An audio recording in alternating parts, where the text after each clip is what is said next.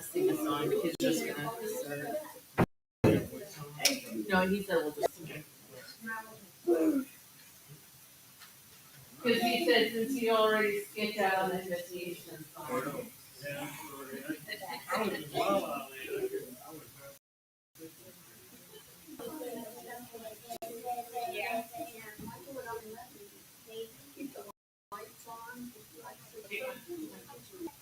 Hey guys.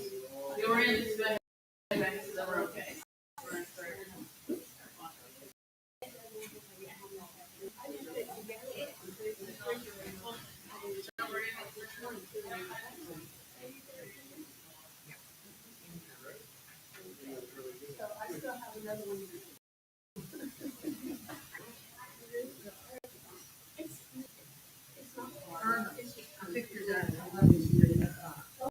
Alrighty, Job chapter number uno.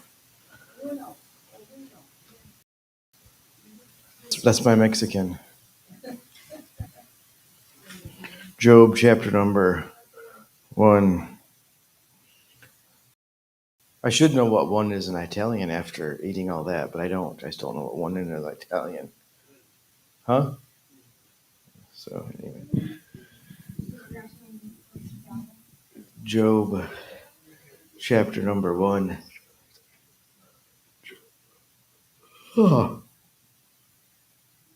Verse number 6. Now there was a day when the sons of God came to present themselves before the Lord, and Satan came also among them. And the Lord said unto Satan, Whence comest thou? Then Satan answered the Lord, and said, From going to and fro in the earth, and from walking up and down in it. The Lord said, Hast thou considered my servant Job, that there is none like him in the earth, a perfect and upright man, one that feareth and escheweth evil? And Satan answered the Lord and said, Doth not Job fear God for naught? Hast thou not made him a hedge about him, and put his house about all that he hath on every side, that thou hast blessed hands, and his substance is increased to the land? But put forth thine hand now, and touch all that he hath, and he will curse thee to thy face. So we're talking about false accusations. If you look down at verse number 20, then Job arose and rent his mantle and shaved his head and fell down upon the ground and worshipped and said, Naked come I out of my mother's womb, and naked I return hither. The Lord giveth, and the Lord taketh away. Blessed be the name of the Lord. In all this Job sinned not, nor charged God foolishly. We have to remember the source of our false accusers, false accusations. Knowing the accusations is coming from can give us on how to deal with it. So the first source, if you will, slander. Sometimes accusations come from malicious intent. They want to do it on purpose. Proverbs chapter number 16, verse number 28. A whisper separateth chiefest friends.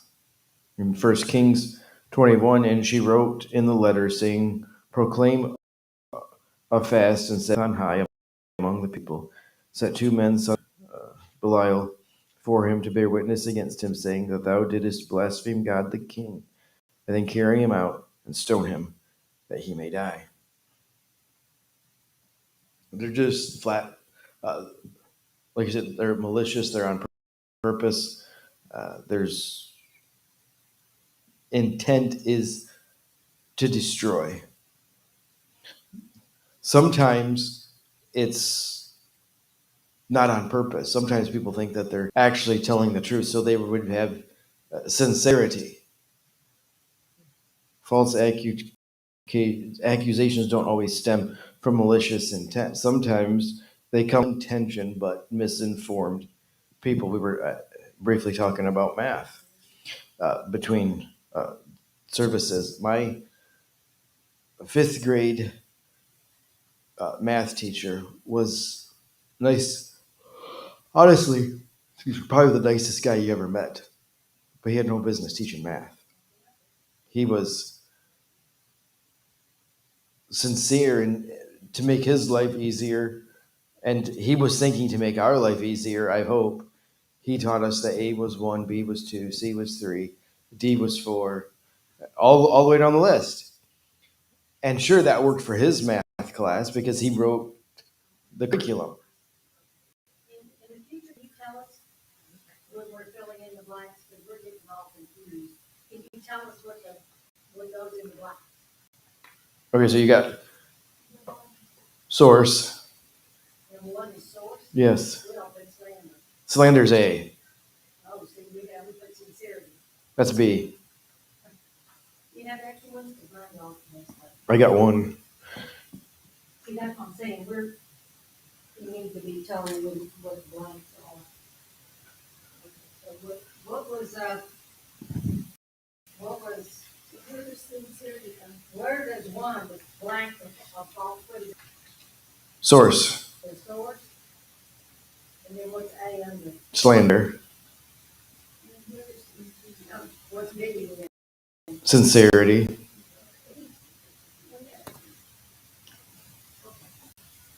So, and then C is Satan. Satan. Well, last source. Satan. The devil doesn't need an excuse to accuse us. His ultimate objective is to destroy you. Remember, Satan walketh about, whom he may devour. Jesus told Peter, listen, Satan hath desire to have you that he may sift you as wheat. Listen, I don't know if you've ever been to a place that makes flour, but that's what the devil wants. He wants to. So with that analogy of sift you as wheat, I mean, that's probably the smallest molecule element to that you can see with the human eye is wheat that has been sifted. That's what he wants to turn you into. Revelation chapter number 12, verse number 10. And I heard a loud voice in heaven, now is cometh salvation and strength and the kingdom of our God and the power of Christ, for the accuser of our brethren is cast down, which accuses them before God day and night. I mean, just picture when you had kids in your house, like they're always asking you the same question, right? Always the same. Okay, now you're God. 24 hours a day, 7 days a week. There's Satan accusing so and so, so and so, so and so. I mean, just imagine how annoying that. No wonder he's going to do what he's going to do to Satan. I mean, that's just. I'd be annoyed by that too. For the last 10,000 years. Even though Satan's lies were shown to be wrong, that didn't stop Job from being tested. We can try to defend our innocence, but Satan won't stop accusing us. Satanic accusations is the way the devil gets Christians to join his efforts. James chapter number 3, verse number 5. Even so the tongue is a little member, and boasteth great things. Behold, how great a matter a little fire kindleth. Repeating heresy. We're fueling the flames that could destroy. So the damage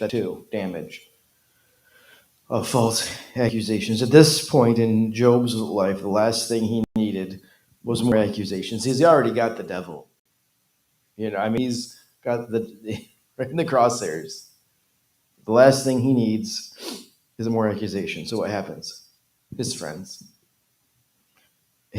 start piling on. We've all heard with friends like that, who needs enemies, right? That comes from Job. Job chapter number 16, verse number 1. Then Job answereth and said, I have heard many such things. Miserable comforters are ye all. You're not helping me one bit. Rather than investigate the situation, these friends assumed that Job must be guilty of something. Listen, how our Constitution, our nation is based on what principle? Innocent until proven guilty, right? Except for it's not. That's not human nature. That's the way that it should be. And that's the way that it's written down. But the truth of the matter is, and it comes and we see it every day, that they're guilty until proven innocent. We see it in our court systems, even though it's supposed to be innocent until proven guilty. It's guilty until proven innocent. You have to prove that you're innocent. Because of that, discouragement, can come. Discouragement. An incredible, damning result of false accusations is in discouragement. Job, chapter number 6, verse number 11. What is my strength that I should hope? And what is my end that I should prolong my life? To him that is afflicted, pity should be showed from his friends, but he forsaketh that fear the Almighty. In the middle of this trial, in the middle of discouragement, it hurts. What hurts the most is when those that should believe us accuse us.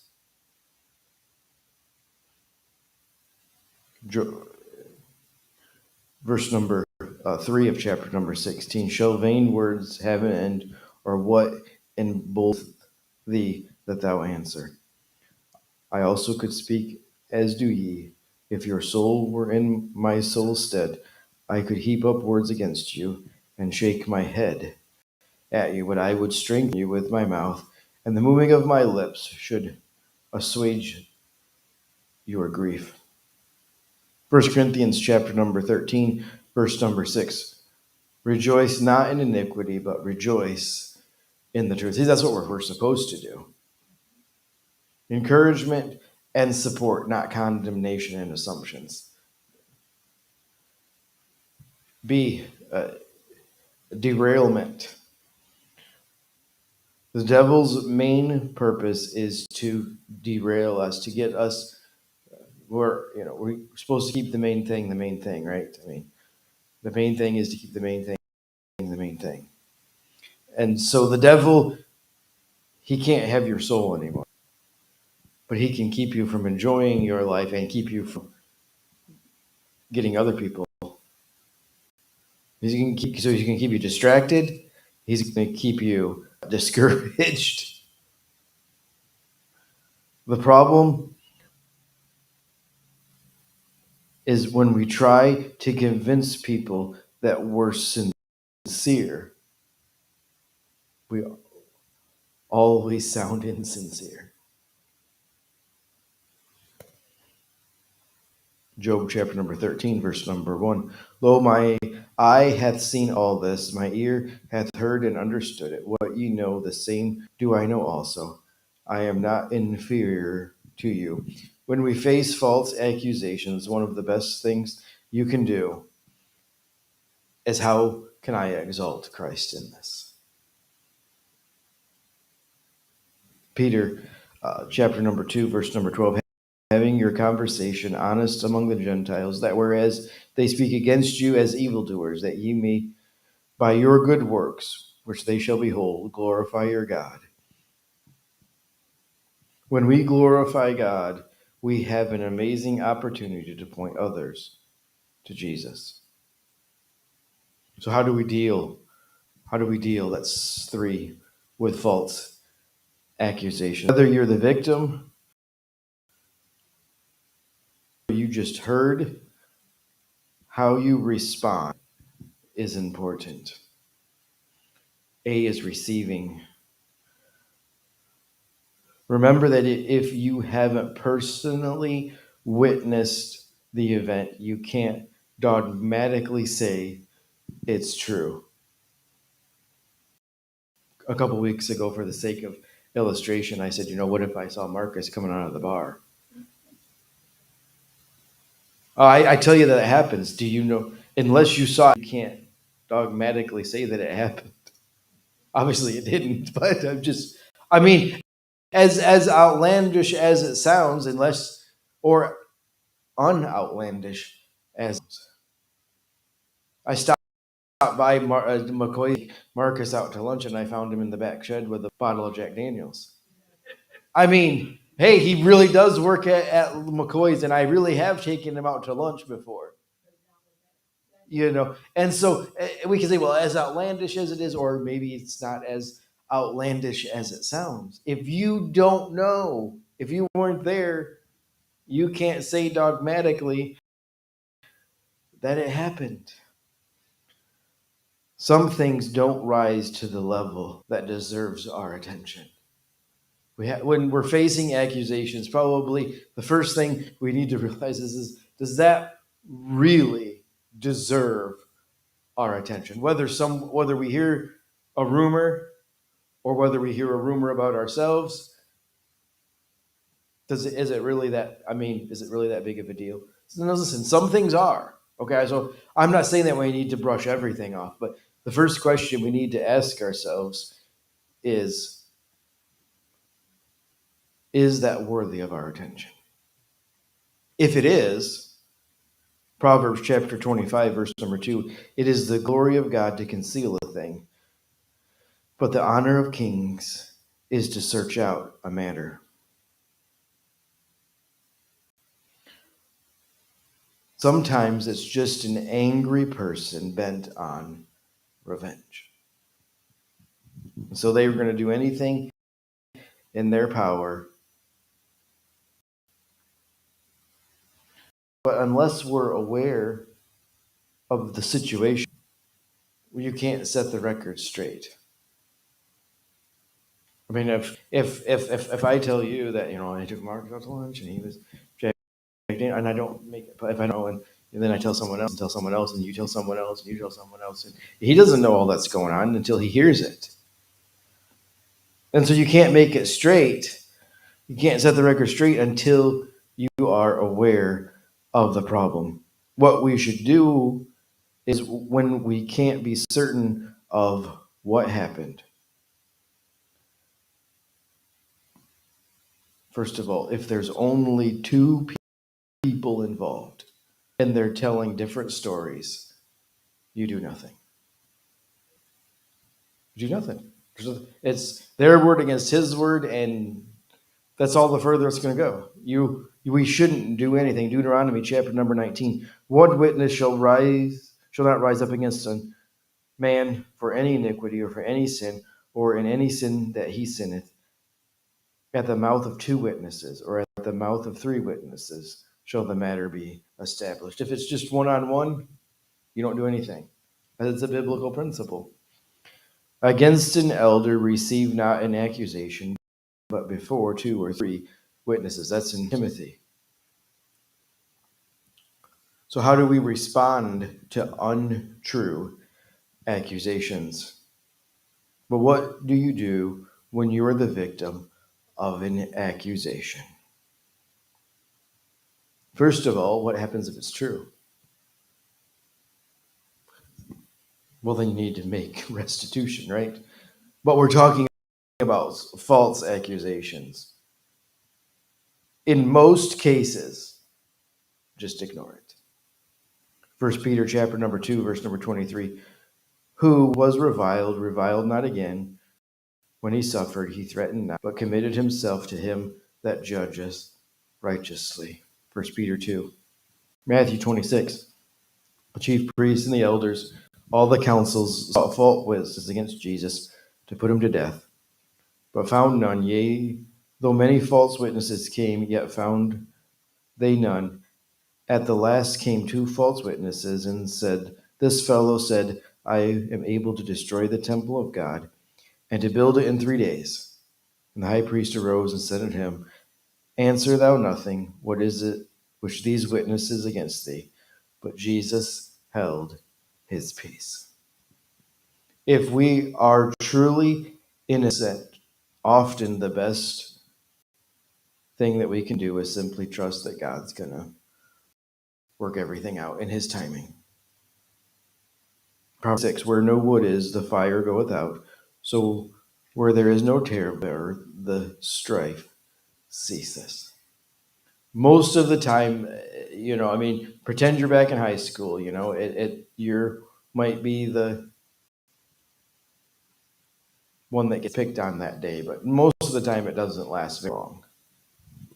Someone else is, everybody's going through that goofy, awkward, do a dumb thing stage when they're teenagers. Someone else is going to do their awkward, dumb thing tomorrow, and then everybody's going to forget about you. How do we decide on whether we're supposed to address the matter or just simply let it go?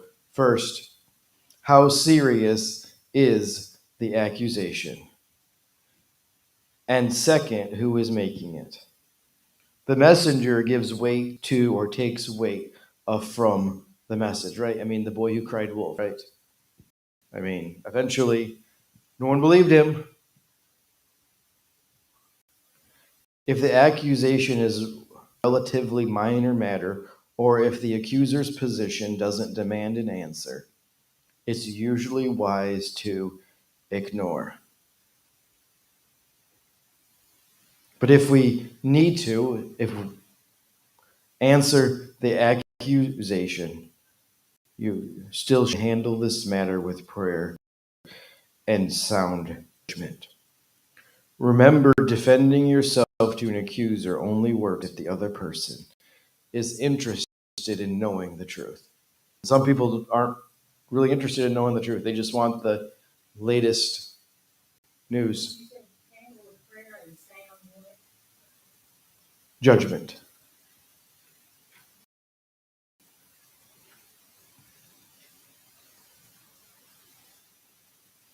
If the accuser is deliberate, intended to destroy you, you must contradict this falsehood. Don't be looking for a fight, but if one comes, you better not lose. I had two rules growing up in my house. My dad, he probably learned it from his dad, who learned it from his dad, who learned it from his dad. There's two rules in my house. Don't start the fight, don't lose the fight.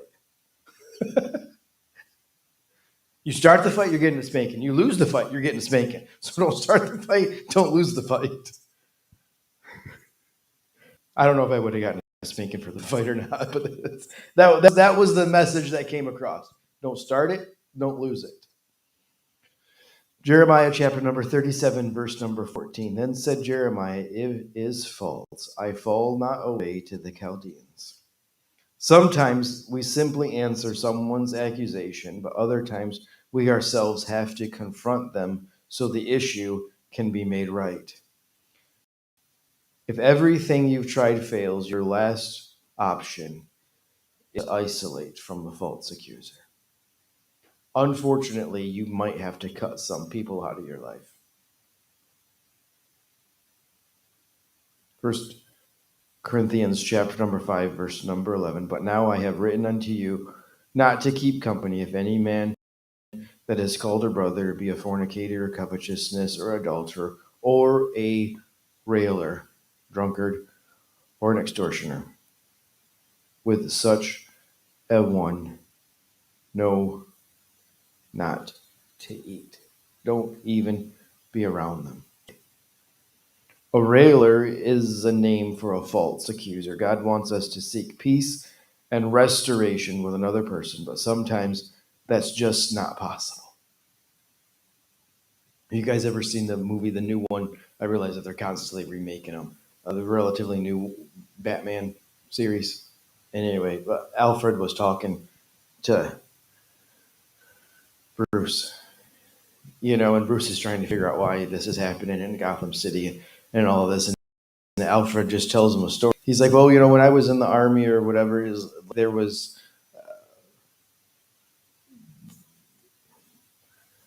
these group of people that was just causing all kinds of problems. And so they tried to essentially bribe the people to not follow and bribe these people and so on and so forth. And it still happened, and it still happened, and it still happened. And he's like on one of our sentry outposts, we were out walking through the woods, and we found the rubies and the diamonds and everything that we were paying these people to, they were just left in the woods. And he's like, sometimes you've got to realize that there are people in this world that just want to watch the world burn. And sometimes we got to realize people in this world that their whole goal is just to destroy. And it's not necessarily that they want to destroy you, you just happen to be in the way. They just want to destroy. They think that's why God created them.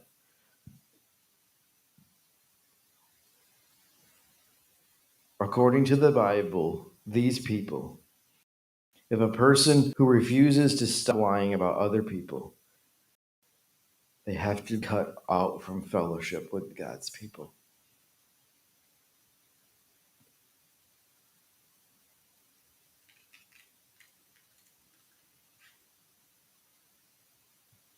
After everything that Job went through before the very end. But can you, I mean, this is where we have struggles, constantly be okay, I'm going to ignore it as long as I can ignore it. And then when I have to address it, I'll address it. I'm the bigger person, and finally it keeps going and I find out who the source is. And then I talk to them and I take people with me and they admit that they're lying, but they're not going to stop. And so like, fine, I cut them out of my life. They're still out there. They're still spreading the gossip, the false teaching, the false. I mean, that everything that you've done hasn't resolved the situation, right? I mean, that's what we think. After it's all said and done, Job still lost his wife. He still lost his friends. He still lost his health. He still lost his fortune. He lost his kids. And it all comes that it was all, a test and a trial. After all of that happens to us and it comes out that, yes, they were falsely accused and you didn't do any of it. You still lost it all. That's hard for us to accept. Even though we're not in the trial anymore, we still lost it, all his possessions. God bless our faithfulness. Because at the very end, everything that Job had lost was restored double. Now, I realize that there's theological debate as to what all that includes, and I'm not here to tell you what the theological debate. I mean, there are people that think, well, that means that Job has 20 kids. I don't know if that means that he had 20 kids on earth, or maybe he just had the 10 in heaven and the 10 on earth. So that's a total. I don't know what that means. I don't know what it means. What I do know is that God said that he got double. So that means he got double. Now, whether he got the double here on earth is, like I said, the theological debate. But he got double. Like Job, all of us will deal with false accusations. It's messy. It's unpleasant. But it's a reality. How we respond determines the extent of the damage. If we rely on our own wisdom, we'll make the situation worse. We'll end up bitter and delusioned, and we'll have lost all that was taken from us. But if we put our trust in God and respond according to his wisdom, we can have peace knowing that God knows the truth, and he'll make it known in the end. I mean, again, back to, Jesus, I mean, everything that he went through. It's been 2,000 plus years and he still hasn't, the truth still hasn't come out. I mean, we know the truth, obviously, believe the truth by faith. It's going to come out eventually. In the end, God will make the truth known. Romans chapter number 8, verse number 31. What shall we then say to these things? If God be for us, who can be against us? Listen, vengeance is mine, saith the Lord, right?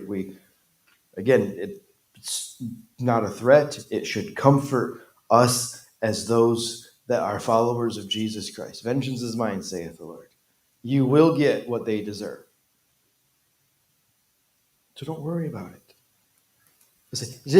Again, think about everything that the Lord has done for you because he loves you. And all of the power and majesty and wonder and glory and all of that. Now, as a follower of Jesus Christ, it's not a threat to you. It should never be a threat. It shouldn't be a threat to other people. It should be a warning. Here's the warning. If I love them and that's what I do for them, what am I going to do to the people I hate? That not a threat. It's a warning. People don't adhere the warning. Listen, they are going to get what's coming to them. More than you can give to them, God will give it to them. Blessings that are heaped upon you, shaken together, pounded down, overflowing, right? That's the good that God can do. Principle, right? He can do it to the others, the unblessings also, the exact same way. God will sort it all out in the end. So that do our best to, if we find about the false accusation, we biblically, if we deem it necessary to defend ourselves, but we can't worry about it. We can't worry about the results. Because in the end, it'll all come out. Lord, we come before you this afternoon thankful for today, Lord. We just pray. Give us a good week. Just help us to live lives that are pleasing to you. We ask these things in your name. Amen.